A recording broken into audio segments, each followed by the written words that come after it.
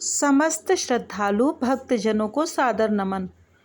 भाद्रपद कृष्ण पक्ष की एकादशी को अजा अथवा जया एकादशी कहते हैं। चलिए सुनते हैं अजा एकादशी की व्रत कथा तथा उसका महात्म्य।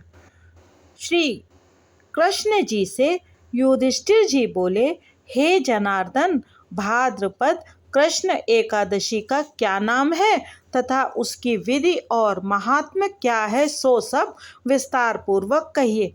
भगवान श्री कृष्ण ने कहा, हे युधिष्ठिर, समस्त पापों का नाश करने वाली इस एकादशी का नाम अजा एकादशी है। इसके व्रत के पुण्य प्रभाव से मनुष्य को सांसारिक पापों से मुक्ति मिल जाती है। जो मनुष्य इस दिन भगवान ऋषिकेश का पूजन करता है उसको बैकुंठ धाम की प्राप्ति होती है। अब मैं इसकी पुनीत कथा कहता हूँ, सो ध्यान पूर्वक सुनिए।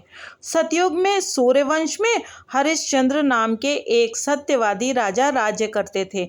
एक बार उन्होंने महर्षि विश्वामित्र को अपना संपूर्ण राज्य दान कर दिया और दक्षिणा चुकाने के लिए अपनी स्त्री, पुत्र तथा स्वयं को भी बेच दिया। वह स्वयं चांडाल का दास बनकर सत्य को धारण करते हुए मृतकों का वस्त्र ग्रहण करते रहे, मगर किसी प्रकार भी सत्य से विचलित नहीं हुए।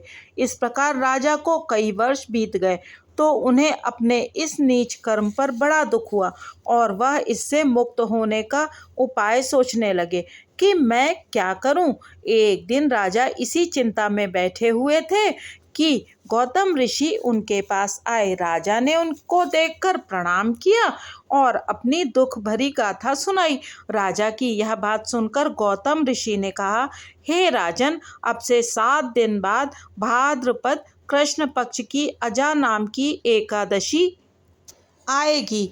तुम विधि पूर्वक उसका व्रत करो। इस व्रत के पुण्य के प्रभाव से तुम्हारे समस्त पाप नष्ट हो जाएंगे।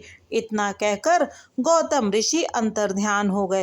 राजा ने उनके कथन अनुसार एकादशी आने पर विधि पूर्वक व्रत कर जागरण किया।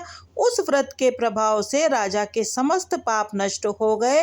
राजा का मृत पुत्र रोहित भी जीवित हो गया। स्वर्ग में बाजे बजने लगे और पुष्पों की वर्षा होने लगी तथा महाराज हरिश्चंद्र ने अपने पुत्र और स्त्री को वस्त्र और आभूषणों से युक्त देखा।